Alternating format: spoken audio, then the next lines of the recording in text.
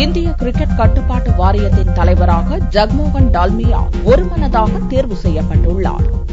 கடந்த 2013ஆம் ஆண்டு நடந்த ஐபிஎல் போட்டிகளில் பெட்டிங் முறைகேடு குறித்த வழக்கை விசாரித்த உச்சநீதிமன்றம் பிசிசிஐ தலைவர் பதவிக்கு சீனிவாசன் மீண்டும் போட்டியிடக்கூடாது என்று உத்தரவிட்டது. இதையடுத்து பிசிசிஐயின் அன்றாட நிர்வாகத்தை கவனிக்கும் பொறுப்புகளை மேற்குவங்க கிரிக்கெட் சங்கத்தின் தலைவர் ஜக்மோகன் டால்மியாவிடம் சீனிவாசன் ஒப்படைத்தார்.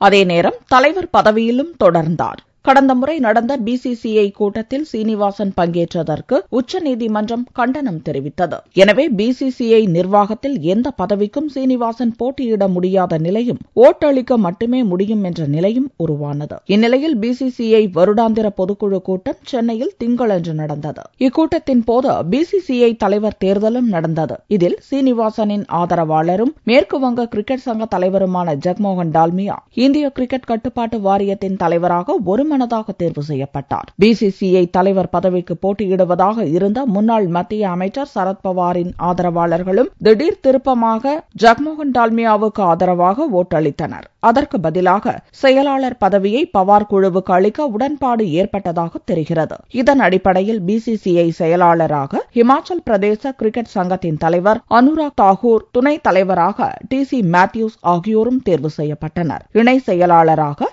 ஜார்க்கண்ட் மாநில கிரிக்கெட் சங்க தலைவர் அமிதாப் சௌத்ரியும், பொருளாளராக ஹரியானாவைச் சேர்ந்த அனிருத் சௌத்ரியும் தேர்வு செய்யப்பட்டனர்.